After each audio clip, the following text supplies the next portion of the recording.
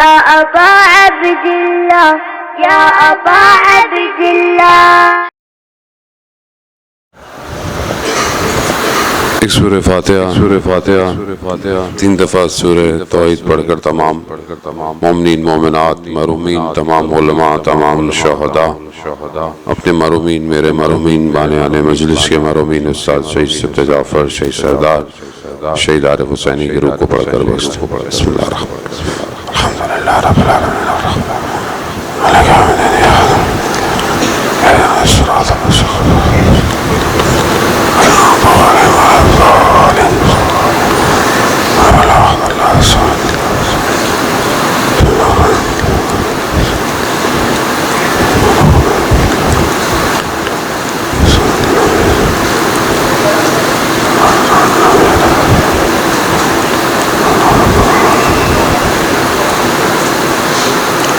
امام زمانہ کی سلامتی کے لیے ایک دفعہ صلوات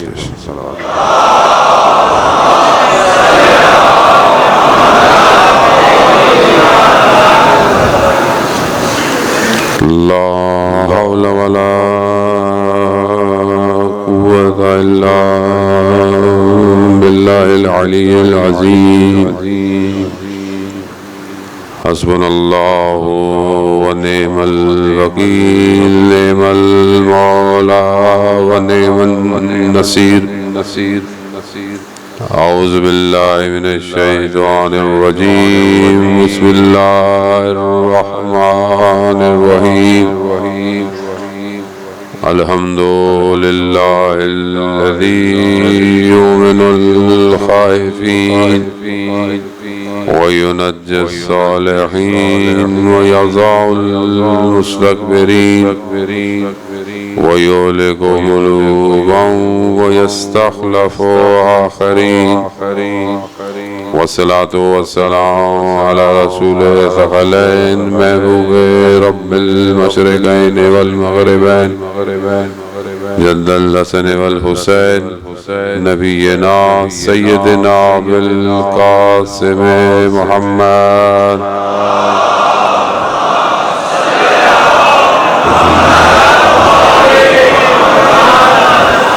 وعلى آله الطيبين الطاهرين المعصومين لا سيما بقية الله في الأرضين نريد أرواحنا لتراب مقدم الفداء ولعنة الله على أعدائهم أجمعين.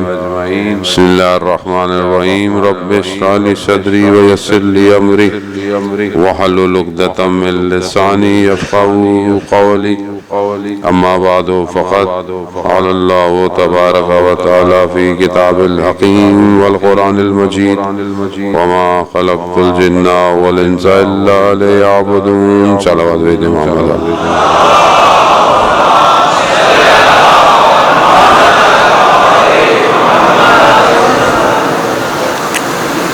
جان محترم ایام فاطمیہ سلام اللہ علیہ کی مناسبت سے مجالس قائنقاد آپ کی خدمت میں 5 روزہ مجالس میں سے پہلی مجلس کی خدا نے توفیق عطا فرمائی ہے.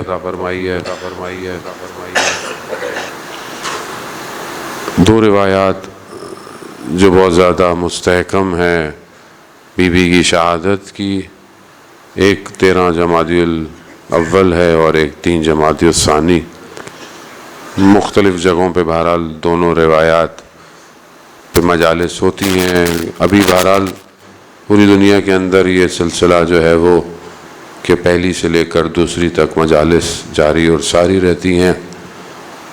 اور بعض علماء اکرام کی نگاہ میں جب ایام فاطمیہ بہت زیادہ معروف ہو جائے تو یہ ظہور کی ایک نشانیوں میں سے ایک نشانی ہے،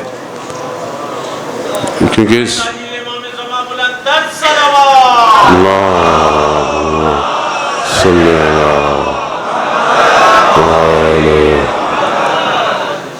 بہرحال مجالس تو مجالس ہی ہیں ہماری، جیسے ماشاءاللہ ہوتی ہیں، خدا کا شکر ہے، لیکن ہر چیز کا ایک مقصد اور ایک ہدف ہے. اور اگر وہ چیز اس مقصد اور اس ہدف کی طرف نہ بڑھے تو وہ پھر وہ نتائج نہیں دے پاتی جو مطلوب ہیں۔ البتہ ہم سب طالب ہیں اور ہم سب اس مطلوب کی طرف بڑھ رہے ہیں۔ ایام فاطمیہ کا اپنا ایک سٹرکچر ہے، اپنی بحثیں ہیں، اپنی گفتگو ہے۔ گو کہ جس معاشرے میں ہم رہتے ہیں ہمارے لیے آسان نہیں ہے ان سارے مطالب کو عیاں کرنا، لیکن جتنی بہرحال خدا طاقت اور وسعت دے ہمیں اس کے باطن میں سیر کرنا پڑے گی، کیونکہ یہ بہت امپورٹنٹ مسئلہ ہے کہ ظہور کیوں نہیں ہو رہا اور ظہور کے رکاوٹیں کیا ہیں۔ کیونکہ جب تک یہ ولایت سمجھ میں نہیں آئے گی کہ جس کو تاریکی میں ڈھانپنے کی کوشش کی گئی اور ایک خاتون نے اپنا کردار ادا کر کے اس ولایت کی روشنیوں کو ہم تک پہنچایا ہے، تو اس لیے بہرحال ہم اس وادی میں وارد ہوں اور خدا میں توفیق دے کہ چند دن جو بہرحال آپ کے درمیان میں ہے، بہرحال ہمارے بعد مولانا صاحب عارف شاہ کاظمی بھی آپ کی خدمت میں حاضر ہیں، انشاءاللہ بہتر استفادہ کریں، متصل ہوں۔ اتصال ضروری ہے باطن سے کہ جب ہم اس مقام پہ پہنچیں تاکہ ہم اس وادی کو سمجھ پائیں کہ وادی کون سی وادی ہے۔ دوسری طرف ایک کہ صرف ہم اپنی طرف بڑھنے کی کوشش کریں لیکن اس رکاوٹوں کو نہ پہچانیں۔ قرآن جو ہے وہ جب ذکر کرتا ہے انسانیت کی بقا کی بات کرتا ہے تو قرآن اپنے قصوں کے ذریعے سے اپنی ان واقعات کے جو انبیاؤں کے واقعات ہیں وہاں پر گھر کی توصیف کرتا ہے، گھر کی تعریف کرتا ہے۔ پروردگار قرآن میں ارشاد فرماتا ہے، مشہور جو ہے وہ آیت ہے فضائل اہل بیت میں کہ فی بیوت، ایسے گھر ہیں کہ جس میں اللہ نے رفعت کی اجازت دی ہے، بلندی کی اجازت دی ہے۔ کتنی بلندی؟ کہا عرش تک کی بلندی کی خدا نے اجازت دی ہے اس گھر کو، اور یہ وہ گھر ہیں کہ جس میں ذکر ہوتا ہے۔ خوب یہ کوئی اور گھر نہیں ہے، یہ وہی گھر ہے کہ جس کا دروازہ مسجد نبوی میں کھلتا ہے۔ اب یہ گھر جو بلندی کی طرف لے کے جاتا ہے، یہ وہ گھر جس میں ذکر ہے۔ خوب یہ ذکر اور یہ رفعت جو ہے یہ صرف اس گھر کے لیے نہیں ہے، بلکہ اس گھر سے نکل کر اس نے پورے عالم کو روشن کرنا ہے۔ وہ نور جو اس گھر سے نکل رہا ہے اس نور نے پورے عالم کو روشن کرنا ہے، اور یہ نور اللہ نور السماوات، اللہ ہی نور ہے جو زمین اور آسمان کا ہے۔ اب ہمیں اس رکاوٹوں کو بھی دیکھنا ہے کہ وہ کون سی رکاوٹیں ہیں جو اس نور سے روک رہی ہیں ہمیں، کون سی چیزیں ہیں جو یہ نور آنا چاہتا ہے لیکن نور کو آنے نہیں دے رہی۔ عزیزان محترم، تاریخ کے اور آگ کو پلٹنا اور کچھ چیزوں کی نشاندہی کر لینا مصداق کی نسبتاً آسان ہے، لیکن اس کے جڑ تک جانا اور اس کی چیز کو سمجھنا تاکہ اپنے معاشرے کے اوپر اس کو کمپیریٹیو اسٹڈی کر سکیں۔ مطلب تاریخ میں یہ ہوا، ایسے ہوا، خوب کیوں ہوا، کیا وجوہات تھیں اور پیچھے کیا ہے جو اس نور کو دبانا چاہتا ہے، کون سی مشکل ہے آخر۔ مطلب آپ تاریخ میں دیں، قرآن کے واقعات اور حدیث اور روایات دیکھیں، جب بھی کوئی اللہ کا ولی آیا ہے اس کے سامنے رکاوٹیں آئی ہیں۔ کیوں اس کے سامنے رکاوٹ؟ پوری سسٹم اس زمانے کا اللہ کے ولی کے مقابلے میں ہے۔ مثلا آپ حضرت موسیٰ علیہ السلام، حضرت موسیٰ فرعون جو اتنی طاقت رکھتا ہے ظاہری طور پر، اپنے آپ کو ربکم الاعلیٰ کہتا ہے، آسان نہیں تھا۔ مطلب اگر آپ ابھی بھی اسٹڈی کریں اہرام مصر جو ہیں وہ کوئی آج اس زمانے میں کرینیں نہیں تھیں، کیا چیز تھی، اور جو وزن ہے ایک ایک پتھر کا اس کو ممکن نہیں ہے اٹھانا، مگر اتنی ذہنی فکری جو بلندی پر ایک قوم پہنچی ہوئی ہے، اور پھر اس کا بہرحال ایک ظاہری بادشاہ ہے، سارا سسٹم ہے۔ خوب سسٹم عقلانی طور پر کوئی فارغ سسٹم نہیں تھا، مطلب وہ چیزیں جو بنائی ہیں ابھی تک لوگ کشف کر رہے ہیں کہ عجوبے کیا ہیں، اس ارتقاء کے اوپر ظاہری طور پر پہنچے ہوئے کے اندر میں ایک شخص سے کیا مسئلہ ہے؟ کیا مسئلہ ہے؟ ایک شخص اگر پیدا ہو بھی جائے، پہلے تو ابھی پیدا نہیں ہوا ہے لیکن پیدا ہونے سے پہلے مشکل شروع ہو گئی کہ بھائی پیدا نہیں ہونے دینا. وہ کیا ہے، ایک بچہ پیدا ہو جائے گا تو کیا کرے گا؟ کیا خطرہ ہے؟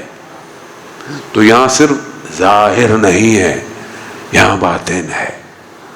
باطن، وہ باطن کہ جو دشمن ہے ولایت الہی کا، وہ ایک لمحہ اجازت نہیں دیتا کہ کوئی ولی دنیا میں آئے.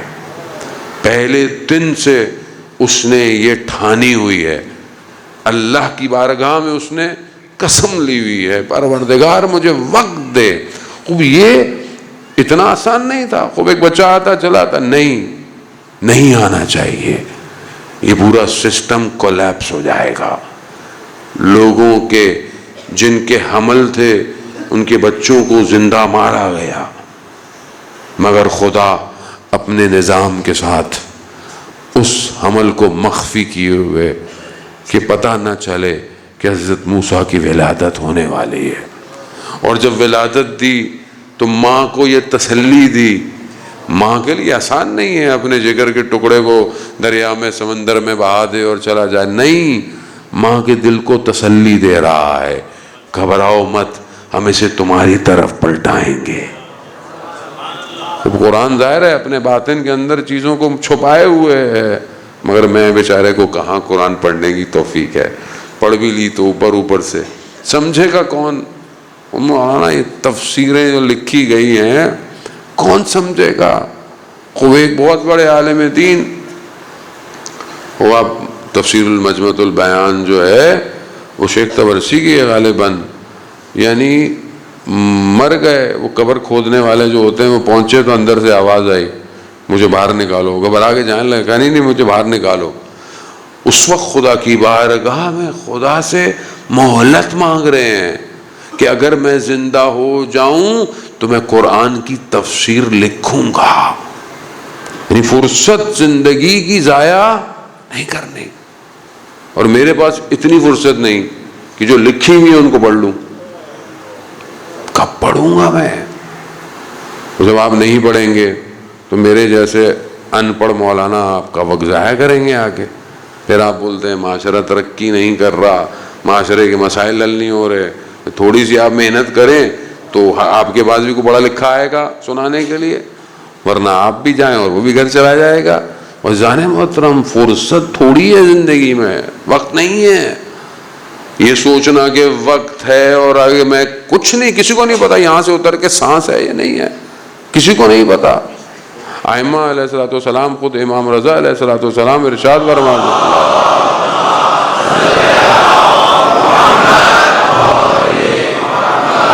امام فرماتے ہیں کہ میں صبح اپنی ایسے کر رہا ہوں کہ ہر روز میری زندگی کا ایک دن کم ہو رہا ہے.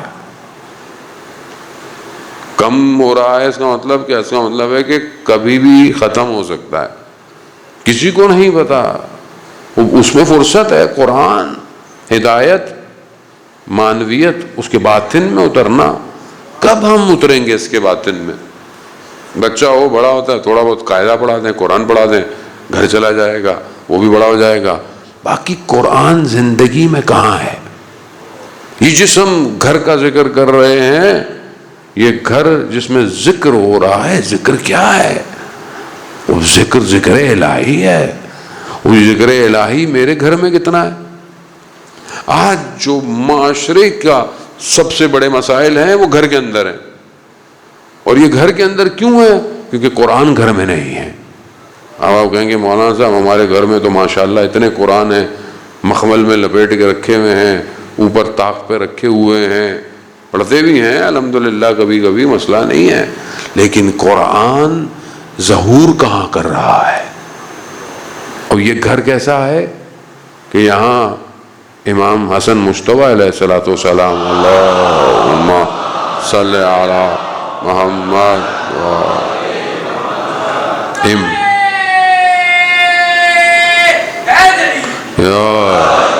امام جب چھوٹے ہیں مسجد سے گھر آتے ہیں اور آ کر اپنی والدہ کو بتاتے ہیں آج کون سی وحی نازل ہوئی، آج وحی کے بعد رسول خدا نے بیان کیا ساری چیزیں، جبکہ رسول خدا بھی جا کر روز اپنی بیٹی کو بتاتے ہیں، امام علی بھی جا کے بتاتے ہیں، مگر بچے سے بھی پوچھ رہی ہیں کیا ہوا آج سارے دن۔ یہ گھر ایسا ہے، کاش میرے گھر میں کھانے کی ٹیبل پہ کسی قرآن کی آیت پہ گفتگو ہو۔ اذان محترم، میرے گھر میں تو نیٹ فلکس کا سیزن اور انسٹاگرام پہ کپڑوں کا ایڈ ڈسکس ہوتا ہے۔ کہاں ہے قرآن؟ میں کہاں جاؤں باطن میں؟ آج معاشرہ ایک دوسرے کو برداشت نہیں کر پا رہا، بھائی بھائی کا دشمن ہے، اور خاص طور پہ ازدواجی زندگی جس فقدان کا شکار ہے اس کی وجہ کیا ہے؟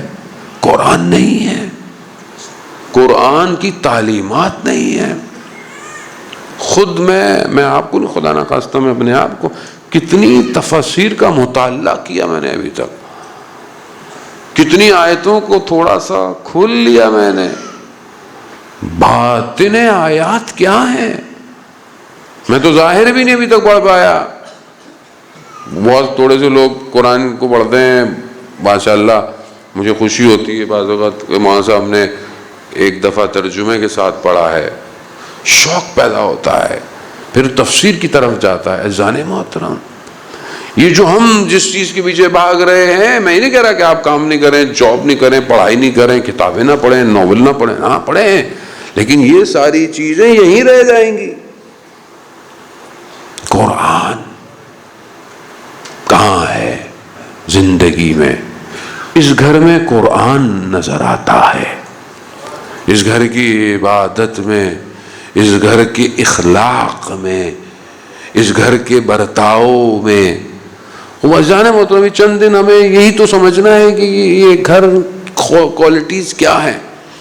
شخص جو ہے وہ نیا نیا مسلمان ہوتا ہے، مسجد نبوی آتا ہے اور آ کر تقاضا کرتا ہے۔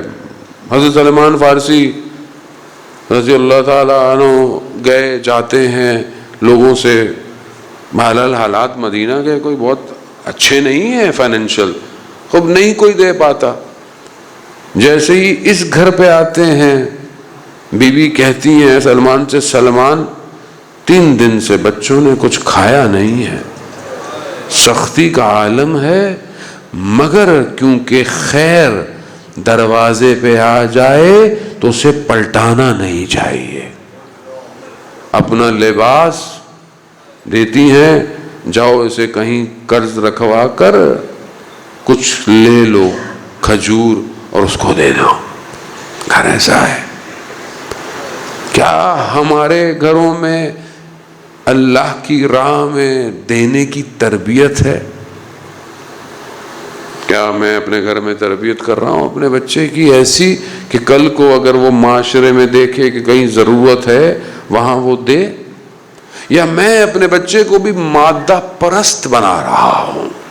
ایجوکیشن سسٹم تو ایسے ہی ہے، یہ پڑھ لو، وہ پڑھ لو، اچھے نمبر لے آؤ، یونیورسٹی میں چلے جاؤ، ڈگری لے لو، ڈگری کے بعد نوکری کرو، نوکری کے بعد یہ لو، وہ لو، یہ لو، وہ ختم داستان۔ یہاں گھر کیا تعلیم دے رہا ہے؟ اب اخلاق، تربیت باتوں سے نہیں ہے، اعمال سے ظاہر ہوتی ہے۔ فقیر جب آتا ہے سائل امام حسین علیہ السلام کی خدمت میں،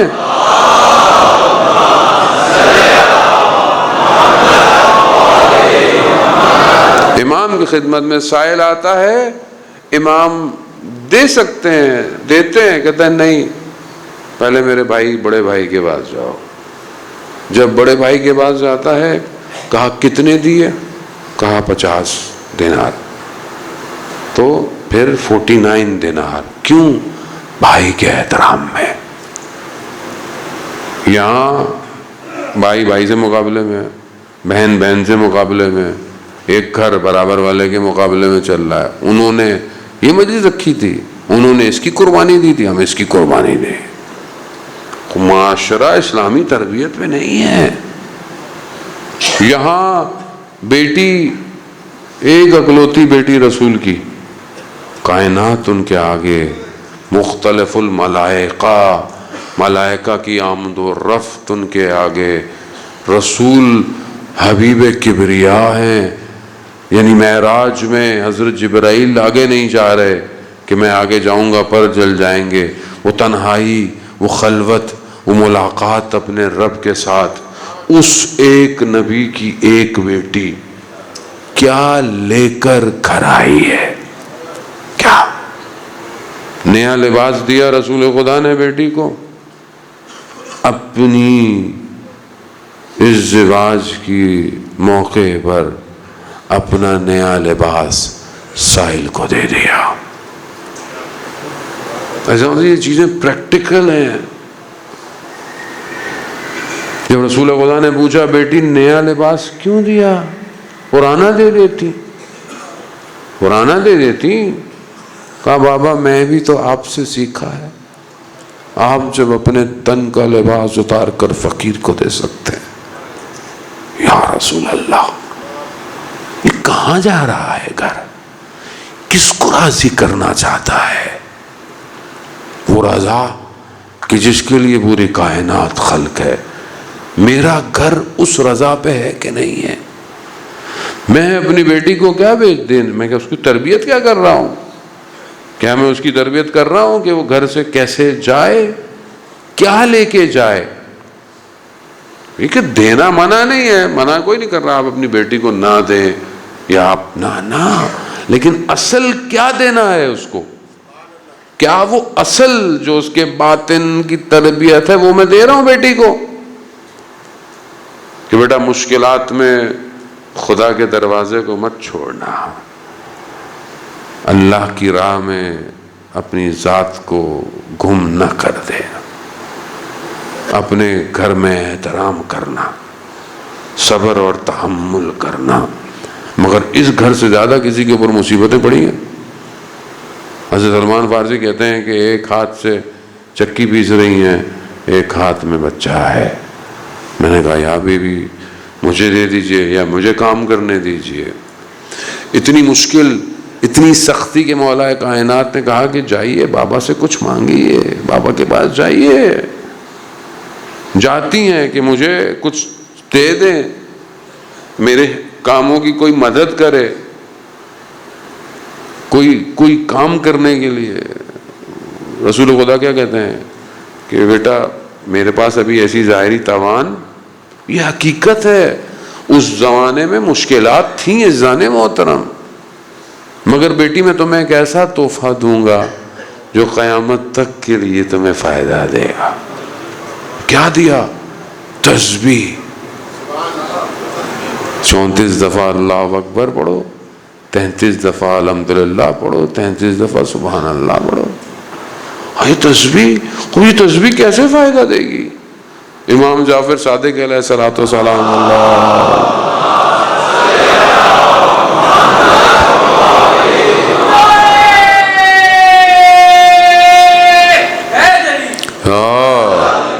امام فرماتے ہیں کہ جو نماز کے بعد واجب اپنے گھٹنوں کو بلند نہ کرے اور اس تسبیح کو پڑھے، اسے یہ تسبیح 1000 نوافل کے برابر ہے۔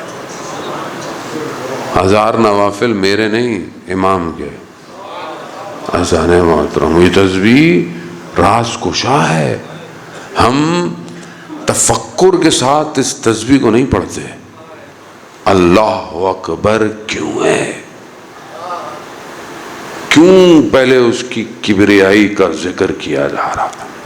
خب یہ تکبیر آسان نہیں ہے۔ کوئی وجود سے کہنا ہے کہ وہ سب سے بڑا ہے، جب وہ سب سے بڑا ہے تو پھر اس سے بڑی کوئی اور چیز نہیں ہے۔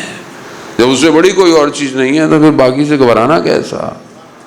وارد ہونا انسان اپنے وجود کے عزیزان محترم۔ خوب یہ گھر اس طرح ہے، خوب شادی کی پہلی رات گزرتی ہے اور مشہور آپ نے سنا ہوا ہے کہ رسول خدا پوچھتے ہیں اپنے داماد سے کہ آپ نے میری بیٹی کو کیسا پایا؟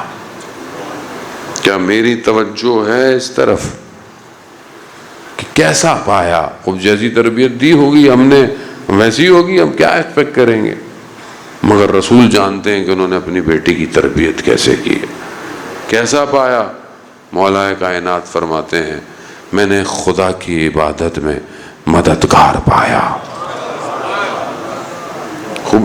میری زندگی میں جان محترم کیا واقعاً میں اپنی بیٹی کی ایسی تربیت کر رہا ہوں کہ وہ جس جگہ جائے گی خدا کی طرف معاشرے کو لے کے جائے؟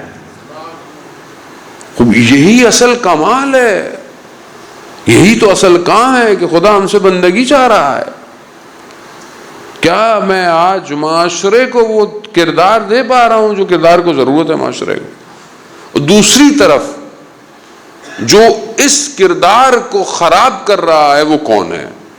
وہی جس نے پہلے وقت سے خدا سے مہلت مانگی ہوئی۔ اور جانی بہت سمجھنا ضروری ہے، ان چند دنوں بہرحال کوشش کریں کہ وہ عوامل، وہ فیکٹر کیا ہیں کہ آج سب سے بڑی جو دشمن کی کوشش ہے وہ اس گھر کو برباد کرنا ہے۔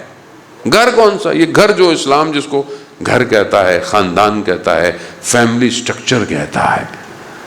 پہلی کوشش ویسٹرن فلسفی کی یہی ہے کہ یہ ریلیشن شپ بانڈنگ نہ ہو، خاتون جو ہو وہ صرف اس استعمال کے پرپس کے لیے ہو جسے دنیا کا ملٹی نیشنل کلچر کہتی۔ جیسے کوئی پروڈکٹ آپ کو دی جائے، آپ اس کو استعمال کریں، ختم۔ عورت کے مقام کو یہ رکھا ہوا ہے، عورت صرف استعمال ہو کام کے لیے۔ آپ دیکھیں کہ کس طرح ویسٹرن اس کو کہاں لے آیا ہے، اس کو اوریاں کر دیا ہے، لباس اس کے تن سے کھینچ لیا، اور عورت سمجھتی ہے کہ شاید میں بہت خوبصورت لگ رہی ہوں، میں بہت حسین لگ رہی ہوں، یا میں بہت آزاد ہو گئی ہوں۔ یہ آزاد نہیں ہے، یہ اس مرد کی چھپی ہوئی ہوس ہے جسے اس نے لا کر کہ عورت کو بھی برابر کا مقام دینا چاہیے۔ اسلام عورت کے مقام، جتنا اسلام میں عورت کا مقام ہے وہ کسی جگہ نہیں ہے۔ اس سے بڑا اور کیا مقام اسلام دے کہ جو اسلام لانے والا نبی ہے، جب اس محفل میں بیٹی آ جائے تو اللہ کا نبی کھڑا ہو جاتا ہے۔ اس سے بڑا اور مقام کیا دے بیٹیوں کو کہ جب بیٹیوں کو زندہ دفنایا جاتا تھا، نہ صرف کھڑا ہونا بلکہ اپنے مقام پر اپنی بیٹی کو بٹھا دینا۔ فاطمہ بزہ منی، فاطمہ میرے جگر کا ٹکڑا ہے۔ خوب یہ مقام چھوٹا مقام نہیں ہے، خوب ہمیں اسی مقام کی طرف اپنے آپ کو، اپنے گھر کو، اپنی فیملی۔ دشمن کیا چاہتا ہے؟ یہ سسٹم نہیں ہونا چاہیے۔ دشمن سارے ان کاموں کو کر رہا ہے کہ جو اسلام کے مخالف ہے، محرم نامحرم کے فرق کو برباد کر رہا ہے، حرام کو حلال، حلال کو حرام کر رہا ہے۔ ٹی وی، میڈیا، فلمیں، کارٹون، اینیمیشن اس سٹرکچرڈ کو تباہ کر رہی ہے جس سٹرکچرڈ کو فطری طور پر خدا لے کر آیا ہے۔ یہ فطرت کے خلاف ہے جو ہو رہا ہے، اور جب فطرت کے خلاف ہوگا تو معاشرے میں فقدان ہوگا۔ آج ہم معاشرے کی اس جڑوں پر نہیں پہنچ پا رہے کہ جہاں مشکلات ہیں۔ آج ہم فرنٹ لائن پر مشکلات دیکھتی ہیں، جی حکومت مشکل میں، حکمراں مشکل میں، پولیٹیشن کہاں سے آیا؟ آسمان سے آیا۔ حکمراں کہاں سے آیا؟ کوئی بھی اپنے آپ کو جو لیڈر کہتا ہے کہاں سے آیا؟ آج مسائل کہاں ہیں؟ یا میں بھی کسی پوسٹ پہ آگے بیٹھتا ہوں تو میں کیا کر رہا ہوں؟ وہ اسی معاشرے سے آیا۔ خوب معاشرے کو یہ کردار کون دے رہا ہے؟ معاشرے کو یہ کردار وہ وطن دیتا ہے جس وطن میں یہ تربیت پاتا ہے۔ تو کیا وہ وطن، وہ گودیں پاک ہیں؟ کیا ان کی تربیت ہو رہی ہے کہ ان سے نکلنے والا اور ان کا تربیت یافتہ وجود انسانیت کو بقا دے گا؟ کیا یہ سوچ کر آج کا جوان اپنے لیے اپنی لائف پارٹنر ڈھونڈتا ہے؟ یا وہ فیس بک پہ بھی، انسٹاگرام پہ ڈی پی دیکھی، پسند آ گئی، چلو بھائی آن لائن شادی ہو گئی، پھر آن لائن طلاق بھی ہو گئی۔ جتنی جلدی شادی اتنی جلدی طلاق۔ عزیزان محترم، اسلام چند چیدہ اصول بیان کر رہا ہے کہ اگر تم رسول خدا حضرت محمد مصطفیٰ صلی اللہ علیہ وآلہ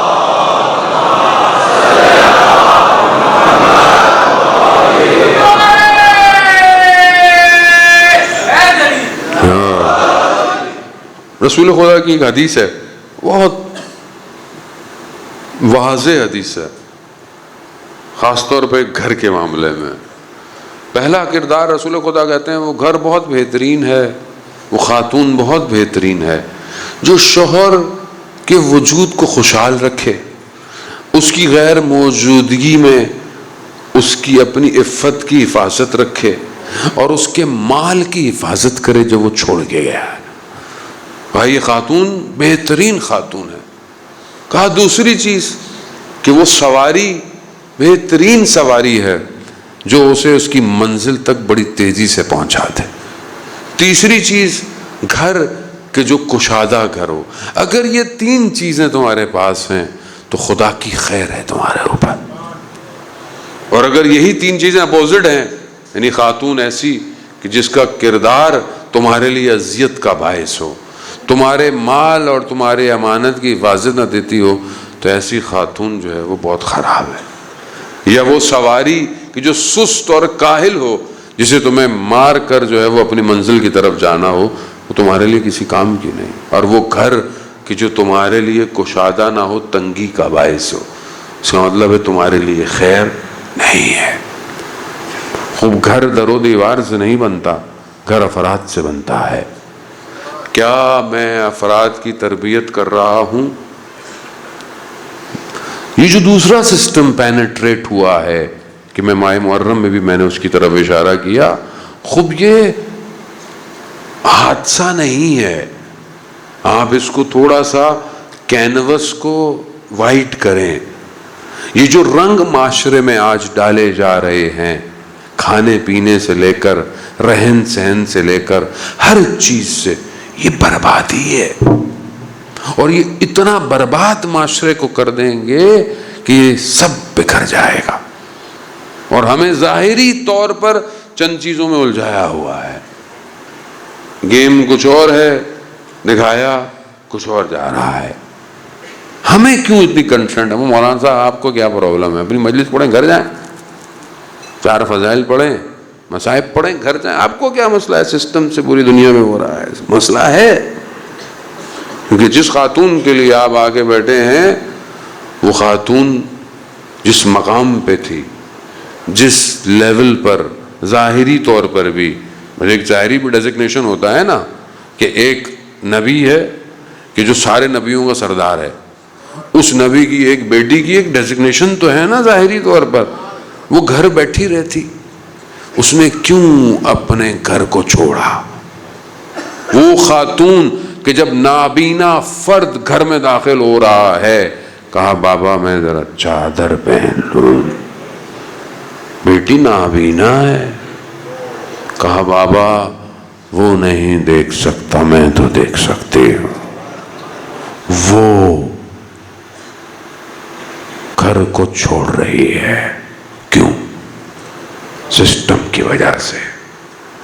وہ سسٹم جو الہی سسٹم ہے، جب اس کی رکاوٹ آئے گی تو وہ فاطمہ کہ جو بذات و منی ہے، جو ام ابیہ ہے، جو طاہرہ ہے، جو بتول ہے، جو راضیہ ہے، جو مرضیہ ہے، وہ اپنا وجود قربان کرے گی۔ کیوں؟ کیونکہ اس ولایت کو حاکم ہونا ہے۔ ہمارا مسئلہ یہی ہے کہ ہم اس گھر کے ماننے والے ہیں جس کے ہر فرد نے اپنی جان قربان کی ہے۔ تو جب تک وہ نظام حاکم نہیں آئے گا، ہم آرام سے نہیں بیٹھ سکتے، اور وہ نظام وہی لے کر آئے گا جو اس خاتون کا آخری فرزند ہے۔ وہ یہ سب تیاری اسی کے لیے ہے، اور اس کے لیے ظاہر ہے ایک اکیلا آدمی کچھ نہیں کر سکتا۔ گھر چاہیے، گھر والے لوگ چاہیے، تربیت چاہیے، گود چاہیے، امام خمینی رضوان اللہ تعالیٰ علیہ سے پوچھا گیا کہ آپ کی فوج کہاں ہے جب وہ انقلاب لے کر آ رہے ہیں، ریولوشن جب آئی، جب وہ کوشش کر رہے تھے 79 78 میں آئی، وہ اس سے کئی سال پہلے سے کوشش کر رہے ہیں. کہا آپ یہ جو کوشش کر رہے ہیں آپ کی فوج کہاں ہے؟ کہا ماؤں کی گودوں میں ہے. وہ یہی ہوا جب ریولوشن آئی اور جب جنگ ہوئی تو کتنے سال کے بچے تھے؟ 13 سال 14 سال. ماں کی گود. ابھی بھی وقت ہے، ابھی بھی اگر ہم تیاری کریں تو آنے والی نسل کو بچا سکتے ہیں. نہ صرف نسل کو بلکہ پوری دنیا کو بچا سکتے ہیں. ہمارے ساتھ تو جو ہو گیا وہ ہو گیا، اس نسل کو بچائیں. یہ نسل جس اٹیک کے اندر ہے ہم سوچ بھی نہیں سکتے. یہ جو سسٹم ڈیزائنڈ ہے، ویسے بھی آن لائن کا ہر چیز آن لائن، یہ بچہ بھی آن لائن ہے، پڑھائی بھی آن لائن ہے، اسکول بھی کھل گئے پھر بھی آن لائن ہے، سب کچھ کام بھی آن لائن ہے، خریداری بھی آن لائن ہے. یہ حاکمیت کوئی اور ہے. یہ جس طریقے سے اسے کوپ کر رہی ہے، ہم ابھی نہیں پہنچ پائے اس لیول پر. عزیزان محترم، پہلے زمانے میں لوگوں کو کچھ کھلایا پلایا جاتا. داعش میں ویڈیو جب دیکھتے تھے کہ یہ کیسے قتل کر رہے ہیں لوگوں کو، مطلب ان کے اندر انسانیت نہیں ہے، اس کو احساس نہیں ہوتا کہ کاٹ رہا ہے. ان کو گولیاں کھلائی جاتی تھی. ڈاکومنٹریاں موجود ہیں، ساری چیزیں سب آپ کے پاس ہے. ایسی گولی بنائی گئی کہ جو اس سے انسانیت کی حس کو کھینچ لے، اس کے اندر حیوانیت اور بربریت آ جائے. وہ گولی کھائے اس کے بعد اسے پتہ نہیں وہ کیا کر رہا ہے. اس لیے ابھی جو وائرس ڈیزائن ہو رہے ہیں، بہرحال گفتگو ہے کس حد تک کیا ہے، بہرحال ہو رہا ہے. ابھی جو وائرس ڈیزائن ہو رہا ہے وہ ایسا ہے کہ جو اثر جو ڈالے گا وہ بدن پہ نہیں ڈالے گا، وہ اس کے ذہن پہ ڈالے گا. اور خاص طور پر جس کے عقیدے مذہبی ہیں اس سے اس کا مذہبی عقیدہ چھین لیا جائے گا. یہ ہو رہا ہے. دشمن اتنی پلاننگ میں رہا ہے کہ بتا آپ سے مشکل کیا ہے اس کو کہ ان کو کچھ بھی کر لو، یہ مذہب نہیں چھوڑتے. مجالس ہو، محرم ہو، نمازیں ہیں، کئی نمازیں، مسجدیں آباد ہیں، کہیں امام بارگاہیں آباد ہیں. خوب یہ ایک مذہبی رجحان ہے نا، مذہبی رجحان کیسے اس کو ڈائلیوٹ کرے تو وہ وائرس بنائے گا. جو وائرس ضروری نہیں ہے کہ وائرس دوائی کے ذریعے سے ہوگی، نا سوشل میڈیا جو پلیٹ فارم ہے اس کے جو الگورتھم ہے، اس کی جو کوڈنگ ہے وہ اس طرح ڈیزائنڈ ہے کہ جب آپ اس میں انوالو ہو جائیں گے تو وہ آپ کے ذہن کو وائرس کی طرح کام کرے گا. یعنی گولی کھلاؤ تو آدمی کیا کرے گا؟ بربری حیوان ہو جائے. ایپلیکیشن اس کو ایسا کر دیں گی کہ وہ حیوان ہو جائے گا. اور یہ ہو رہا ہے دنیا میں، ہوا ہے یہ دنیا میں. ابھی ہونے والے حالات کے اندر مختلف ملکوں کے اندر جو جوانوں کو ورغلایا گیا ہے وہ انسٹاگرام کے ذریعے سے. لیکن ہم ان چیزوں کو ظاہر ہے ہماری اپنی اتنی مشکلات ہیں، ہم باقی چیزوں کو کیا سمجھے دنیا میں کیا ہو رہا ہے. خوب کیسے اس نسل کو بچائیں گے؟ ایک ہی حل ہے، قرآن. اس قرآن کو اپنے طاقوں سے نکالیں اور اپنے باطن میں پیوست کریں. جب تک یہ قرآنی کردار معاشرے میں نظر نہیں آئیں گے یہ معاشرہ نہیں بچ سکتا. ورنہ ہم ہمسایہ ہمسائے کا دشمن، بھائی بھائی کا، بہن بہن کا دشمن. یہاں ہر چیز نیگیٹو نظر آتی ہے، گھر کی باتیں نیگیٹو. کیوں؟ کیونکہ ہم دور ہیں. عزیزان محترم، وہ آئے ہیں بہرحال چند دن خدا نے جو ہمیں دیے ہیں، ہم اس قرآن کی طرف بڑھیں، قرآن کو کھولیں اور تفسیر شروع کریں. بہرحال آسان ہے، آج کل سوشل میڈیا پہ اپلیکیشنز ہیں، یوٹیوب پہ ہمارے دوست بھی بڑی محنت کر رہے ہیں. سبیل قرآن، سبیل تفسیر کر کے آپ گوگل کریں، 7 منٹ میں آپ کو ایک تفسیر کا درس مل جاتا ہے. کتنا ٹائم ہے ہمارے پاس پورے دن؟ تھوڑے منٹ اگر قرآن کے لیے نکال دیں خود معاشرہ ٹھیک ہو جائے گا. عزیزان محترم، قرآن کو اس کے باطن کی طرف متوجہ ہوں. بسم اللہ الرحمن الرحیم انا اعطیناک الکوثر فصل لربک وانحر انا شانئک هو الابتر۔ رسول خدا کی اولاد نہیں ہو رہی تھی، یہ رسول خدا کو طعنے دیتے تھے، مگر جب رسول کو حکم ہوا کہ جاؤ، کیونکہ وہ ادبی معاشرہ تھا، کیونکہ جہالت کا تعلق صرف نالج سے نہیں ہے، پڑھے لکھے لوگ بھی جاہل ہوتے ہیں۔ معاشرے میں کیا پڑھے لکھے لوگوں کی کمی ہے کیا؟ ظاہری طور پر ڈگریوں کی کمی نہ، علمی بلاغت تھی عرب کے اندر۔ جب انہوں نے اعتراض کیا، اور بڑے بڑے شاعر تھے، تو یہ جب آیت نازل کو 3 چھوٹی سی آیتیں نازل ہوئیں، اس کو جا کر خانہ کعبہ پہ جو ہے وہ ٹانگ دیا گیا۔ جب ان فصیح بلیغ ادیبوں نے اس چھوٹی سی بحر میں اس عمیق پیغام کو دیکھا، گو کہ جاہل معاشرہ تھا، لیکن کیا کہا؟ ما ھذا کلام البشر، یہ بشر کا کلام نہیں ہے۔ اور ہمیں آج تک سمجھ میں نہیں آیا۔ انا اعطیناک الکوثر، ہم نے تمہیں کوثر عطا کی۔ عزیزان محترم، یہ کوثر ہی کے جلوے ہیں کہ اگر یہ خاتون نہ ہوتی کچھ نہیں ہوتا۔ یہ سب کس کی وجہ سے؟ وہ ایک فرزند جو کربلا آیا، وہ نہ ہوتا تو اسلام ہوتا، میں اور آپ ہوتے نہیں۔ پوری انسانیت حسین کے اس ایک سجدے پر،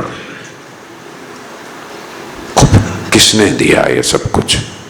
اور جو آنے والا ہے پردے میں، چاہے وہ اہل تشیع کے ہاں زندہ ہے، غیبت میں ہے، اہل تسنع کے ہاں پیدا ہوگا، وہ دونوں کے شیعوں کی تو فرق نہیں، شخص ایک ہی ہے۔ وہی وہ کون ہے؟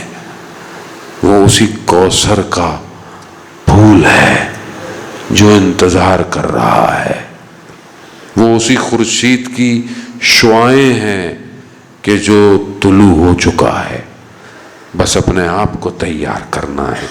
عزیزان محترم، جب آخری وقت ہے حضرت خدیجہ کا، تو حضرت خدیجہ نے چند وصیتیں، چند سفارشیں کی۔ احترام اتنا ہے حضرت خدیجہ کو رسول خدا کا کہ خود کچھ کہہ نہیں رہی۔ کتنی قربانی ہے حضرت خدیجہ کی،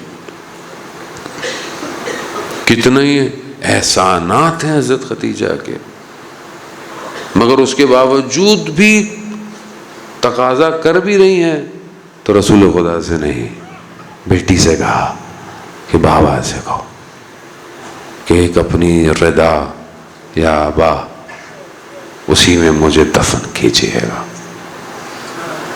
سفارش۔ تو یا رسول اللہ کو کہا کہ یہ میری بیٹی چھوٹی ہے، اس کا خیال رکھیے گا، کوئی اسے اونچی آواز میں نہ پکارے۔ اللہ، خدا نے حضرت خدیجہ کی باتوں کو، خدا نے خود کفن بھیجا حضرت خدیجہ کے لیے۔ ظاہر ہے جس نے اپنی پوری مال دولت خدا کے لیے کی ہو، خدا نے اپنی طرف سے۔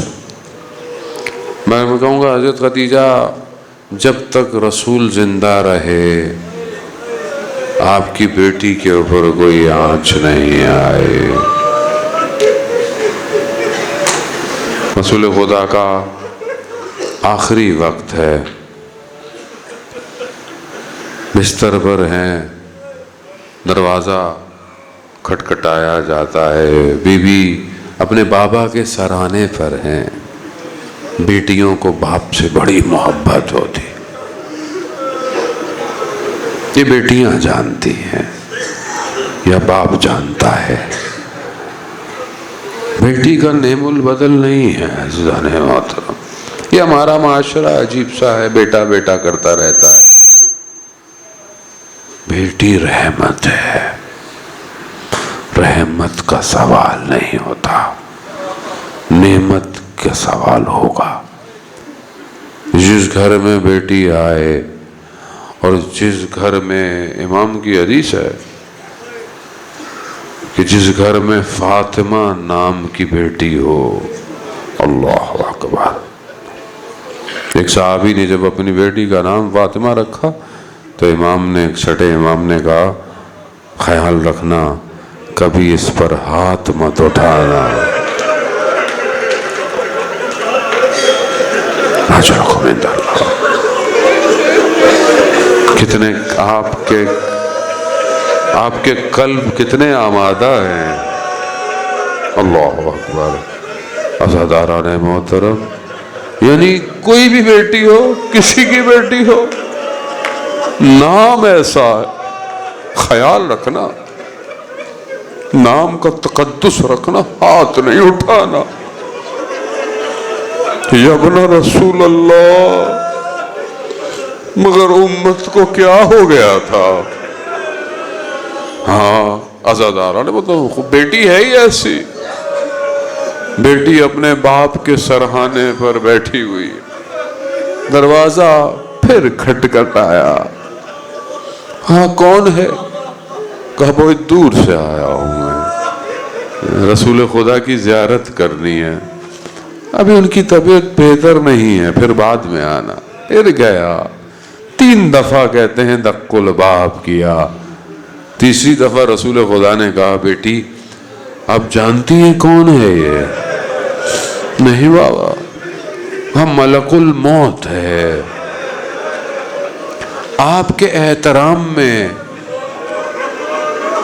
دروازہ کھٹکھٹا رہا ہے۔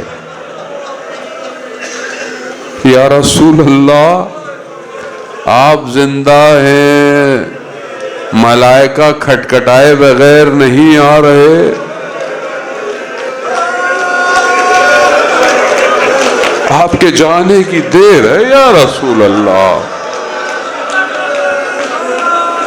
دروازہ کھٹکھٹایا نہیں جائے گا، دروازہ جلایا جائے گا۔ یا رسول اللہ 6 مہینے تک آپ نے جس دروازے کو سلام کیا ہے نا، چند لمحے میں دروازہ گرا دیا جائے گا۔ ہاں عزاداران محترم، صرف مصیبت اتنی بھی ہوتی تو تحمل ہو جاتی۔ ایام ہیں، آپ مصائب انشاءاللہ سنتے رہیں، خدا آپ کے گریے کو قبول کرے۔ عزاداران محترم، خوب یہ آمادہ ہو کر آئیں۔ شاید میں متوجہ نہیں ہوتا کہ یہ میں کس کے لیے آنسو بہا رہا ہوں۔ رسول کی بیٹی ہے، رسول کو بڑی محبت ہے اپنی بیٹی سے۔ رسول نے کہا جس نے فاطمہ کو اذیت کی اس نے مجھے اذیت کی، جس نے مجھے اذیت کی اس نے خدا کو اذیت کی۔ ہاں عزاداران محترم، دروازہ صرف جلا نہیں، دروازہ گرایا، در و دیوار میں آ گئی۔ ایک ہی بیٹی ہے رسول کی، نہ صرف در و دیوار میں آئی، روایت بڑی سخت ہے۔ یا امام زمانہ مجھے معاف کیجئے گا، میں خود سید ہوں، مجھ سے خود نہیں پڑھا جاتا، میں تو احترام میں نام بھی نہیں لیتا اپنی جدہ کا کہ کہیں کوئی غلطی نہ ہو جائے، لیکن کیا کر، روایت ایسی سخت ہے کہ نہ صرف در و دیوار میں آئی بلکہ دروازہ جب گرا، دروازے کے نیچے 40 لوگ دروازے پہ چڑھ کے گئے۔ یا رسول اللہ، میں کیسے برداشت ہوگا؟ یہ ایک ہی بیٹی ہے آپ کی۔ عزاداران محترم، یہی تو وجہ تھی. مصائب آخری دن کے ہیں.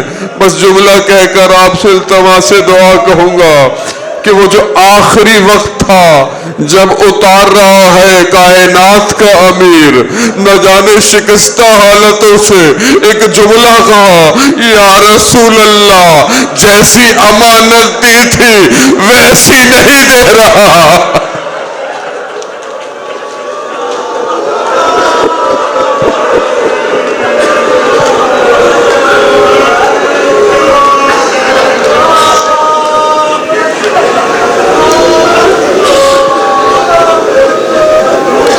لعنت اللہ علی القوم الظالمین وسیعلم الذین ظلموا ای منقلب ینقلبون.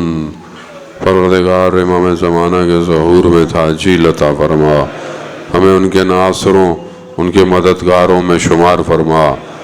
سیدہ سلام اللہ علیہا کو ہم سے راضی فرما، ہماری ماؤں بہنوں کو ان کی سیرت پر چلنے کی توفیق عطا فرما، ہمیں قیامت میں ان کی شفاعت نصیب فرما. پروردگار معاشرہ آخری زمانہ ہے، فتنے کا دور ہے، ہمیں ان فتنوں میں کامیابی عطا فرما. مسلمان جہاں بھی ہیں ان کی جان مال عزت آبرو کی حفاظت فرما. ہمارے وطن عزیز پاکستان کو عزت اور استحکام عطا فرما. پروردگار حاضرین مجلس کی جائز خواہشات کو پورا فرما. بانے آنے مجلس کی ان عزاداری کو اپنی بارگاہ میں قبول فرما. پیچھے بھی مسجد خیر العمل کی ٹرسٹ اور جتنے بھی لوگوں نے بہرحال اس مجلس کا میڈیا ساؤنڈ جو بھی بہرحال اپنا کردار ادا کر رہے ہیں، پروردگار انہیں اپنی بارگاہ سے اجر کثیر عطا فرما. پروردگار علماء کرام مراجع کرام کو طول عمر اور سلامتی عطا فرما. بیماروں کو بیمار کربلا کے صدقے شفائے کاملہ عطا فرما. بے اولادوں کو اولاد، مقروضوں کے قرضوں کو غیب سے عطا فرما. پروردگار ہمیں حج عمرہ اور زیارات کی توفیق عطا فرما. اللہم ارزقنا زیارت الحسین فی الدنیا و شفاعتہ فی الآخرہ. صلوات بھیجتے محمد وآلہ.